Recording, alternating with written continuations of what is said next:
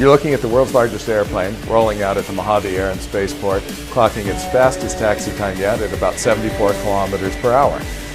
This is a milestone for this giant, soon-to-be flying beast. This gets us one step closer to actual flight test when they'll need to get up to probably about twice the speed, 150 kilometers per hour. Paul Allen developed Stratolaunch in order to build a vehicle that will take rockets up to nearly the stratosphere and launch them into space. Allen's original vision was to launch a relatively big rocket in the class of a SpaceX Falcon 9, but because they don't have a rocket designed for that horizontal launch in that class, they're going to be launching up to 3 small rockets at a time. This aircraft is massive. It has 6 engines that were removed from 2 used 747s. Its wingspan is so big that if we dropped it in at our Coliseum football field over here, the wings would hang over the edge of the facility. It's got this big empty space in the center, and you can put a big rocket there, but you could also put a massive customized container. You can carry a payload with optical telescopes. There's a lot of different things you can do with that big space between the 2 fuselages. Since then, Stratolaunch has conducted an engine test where they tested each of the Pratt & Whitney engines incrementally to make sure that they were performing. These are flight proven on existing 747s that they were removed from.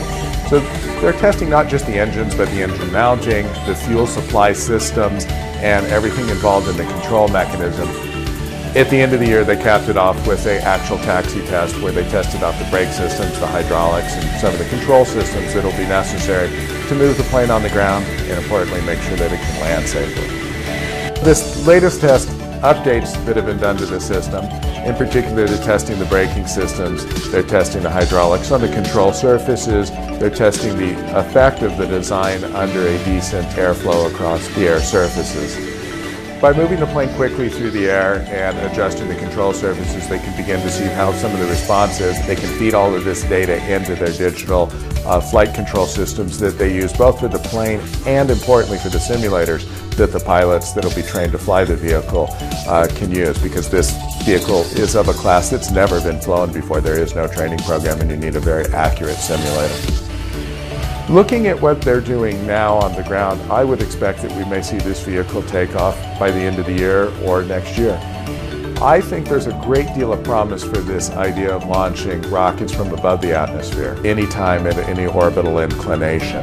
This gives incredible flexibility to potential future human spaceflight.